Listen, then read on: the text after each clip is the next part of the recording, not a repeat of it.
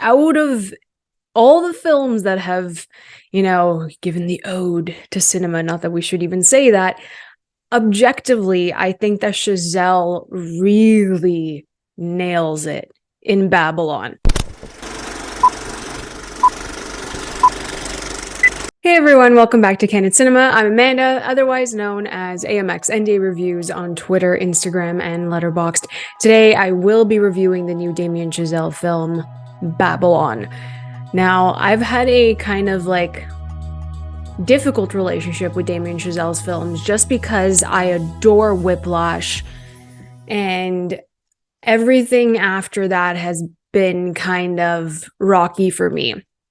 I fell in love with La La Land when I watched it at TIFF, but then after, multiple viewings, it just loses its luster a bit. I think when you first watch it, it hits, and then it's hard to rewatch La La Land. I like listening to the soundtrack because Justin Hurwitz is absolutely phenomenal, and he has been the most consistent partnership for Damien Chazelle in his films. And then, with First Man, just did not like First Man whatsoever. I think he's at his strongest when he's able to play around with the idea of fame and creativity and work that in with his music. I think that's where he really just makes incredible things. And that's what leads into Babylon. Now, Babylon is, I can't even describe it. It is a disaster from beginning to end. It's fast-paced. The editing, as per usual in Chazelle's films, have always been really quick. Camera movements have been really quick back and forth, especially with dialogue.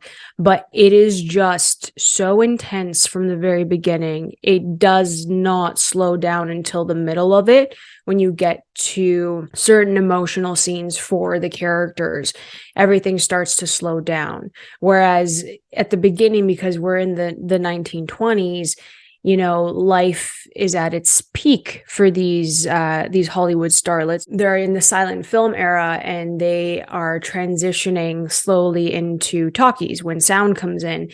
And that is one of the biggest transitional moments in cinema. So as you're watching Babylon, you're more invested in the characters and their lives and how small they are in the grand scale of things. So that kind of picks up when they have to switch over to talkies. It's like, this industry is so much bigger than these two characters that we're watching. They play a part in moving cinema forward, as every single filmmaker does, in the span of a century of how far we've come from, early cinema. And Chazelle explores that. And I think that out of all the films that have, given the ode to cinema, not that we should even say that, objectively, I think that Chazelle really nails it in Babylon. And the more I talk about Babylon, the more I enjoyed it.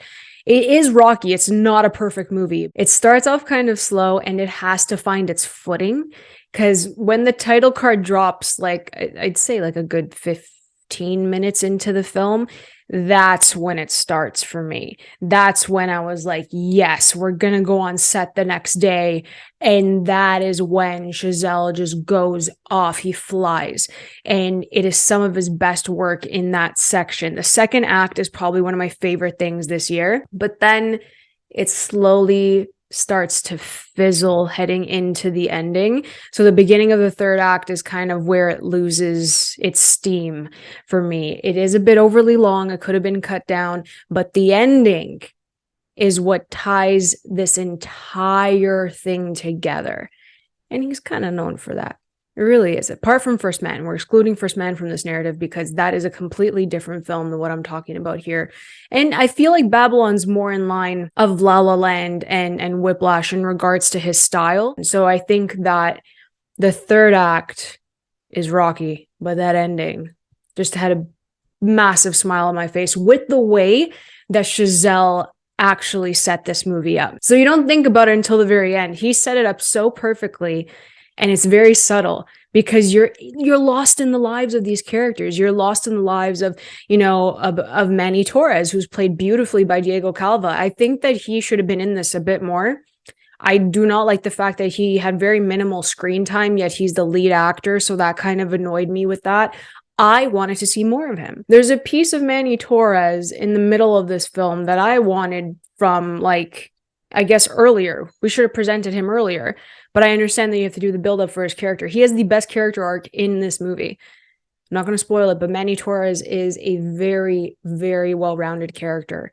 And I loved Diego Calva in this, and he should be getting the recognition he deserves. Manny Torres meets Nellie Leroy, played by the... I don't even have that many words to describe Margot Robbie because she was off her rocker in this. Off her rocker. You'd think she was like nutso as Harley Quinn. This, another level. There's that drive, the tenacity, the wild child of trying to make it in Hollywood. And she just nails it. It's like she flips a switch when she's like on set in the movie and then on set with Chazelle. Like, it is just incredible work from her that we haven't seen. I honestly think that this role is like on par of how over the top and crazy DiCaprio was in Jordan Belfort. Like, that's the only like match I can think of to level out how outrageous and out there this role was for Margot Robbie. I think she is incredible. It's one of the most fun performances of the year, let alone one of the best performances of the year. And I adore her. I think that she has had a very strong career ever since The Wolf of Wall Street, and she has just been gaining steam. Her career is kind of like snowballed into something grand.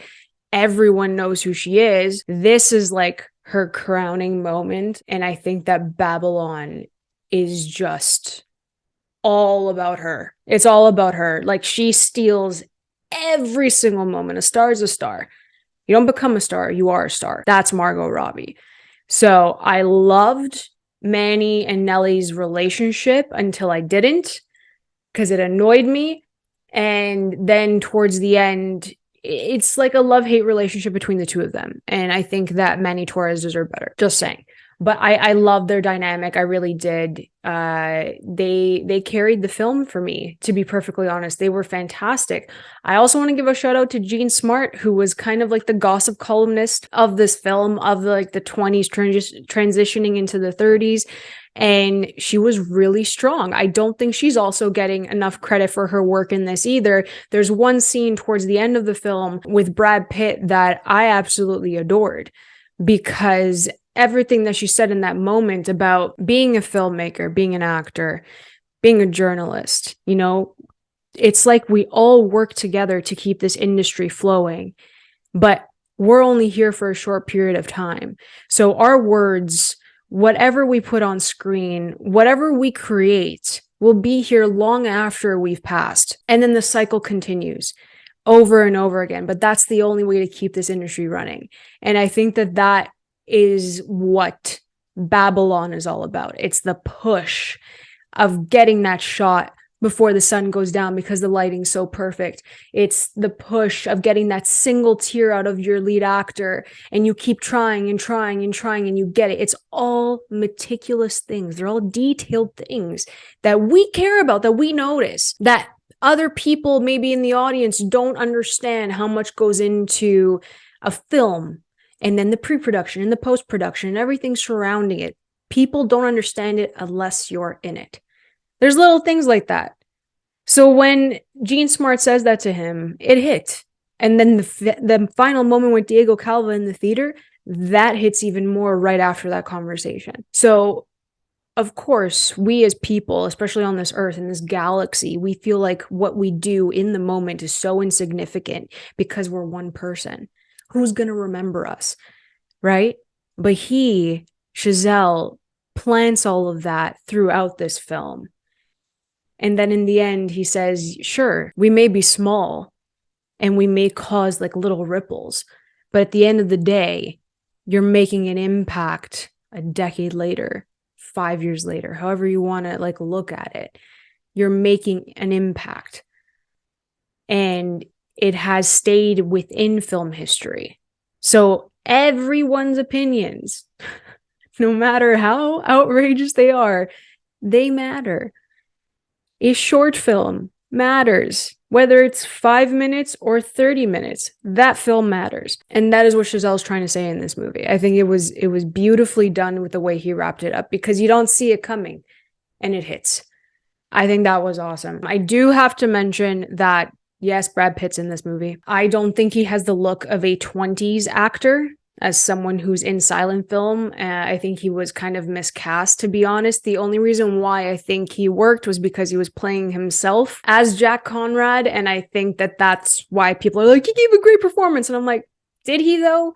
I didn't see Jack Conrad on screen. The only time that like Brad Pitt completely lost himself in a role is probably with Cliff Booth, and that's what won him the Oscar for Once Upon a Time in Hollywood. But it's the fact that in this, it just didn't feel like he was playing a character, which I don't know what that says about him as a person in this role, but I think that him getting the recognition instead of Diego Calva is something that is really bothering me, because Diego Calva should be in the conversation 150%. I enjoyed Babylon more than I thought I would, number one. Number two, it grew on me. This is a movie that will stay with you without even meaning to stay with you, because of the messaging in this film about Hollywood itself. And I think that it's beautifully shot. The cinematography is gorgeous.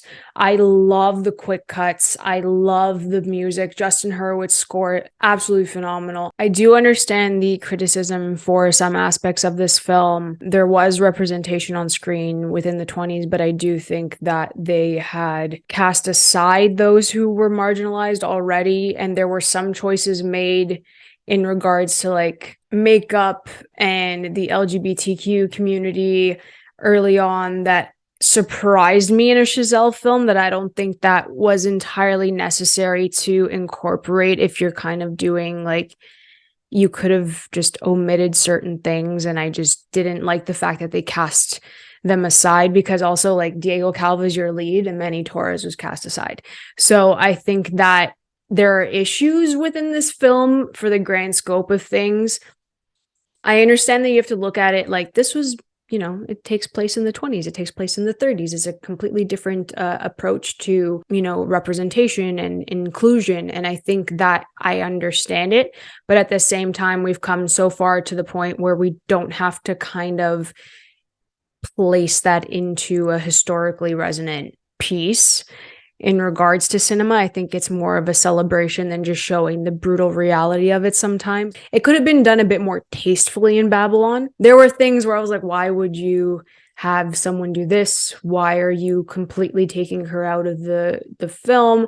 Why are you, you know, treating Manny in this way? Like I questioned a lot of it. And every single time I questioned something in this film, it was in regards to a person of color. And I just didn't understand why it was written in a certain way. But I understand the criticism for it, and it's completely valid, because I was just like, oh, that's what we're doing here. In the mix of it, in a 3-hour runtime, the excess, the extreme partying, the craziness just kind of overpowers certain scenes like that. But those small scenes have kind of stayed with me more so than the excess of the partying and the drinking and the nudity and, you know, just all of that, the cocaine, like just all of that, you know, sure, there's excess, but then there's like problems in between that will stick there. I think that's also a part of the messaging as well for Damien Chazelle, is that, you know, no amount of alcohol, no amount of drugs, no amount of partying will kind of take away the fact that this is the reality of the situation as well. So there's different ways to look at it. There's different perspectives for sure. I'm giving Babylon a 4 out of 5. Again, like while I was watching it, I was like, where is this sitting? Where is this sitting? Am I gonna, you know, do I like it? Do I not like it? What is this? And then the ending happened, which I won't spoil for you, but it is a perfectly set up ending, as I said before. And I'm landing at a 4 out of 5.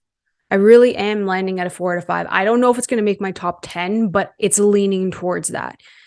It's leaning towards that. Listen, if I had Belfast as my number one last year, I think that I have to put at least one movie that, you know, really just did a lovely ode to cinema like Babylon. So let me know what your favorite Damien Chazelle film is. Mine is still Whiplash. Whiplash just has a hold on me. I love it.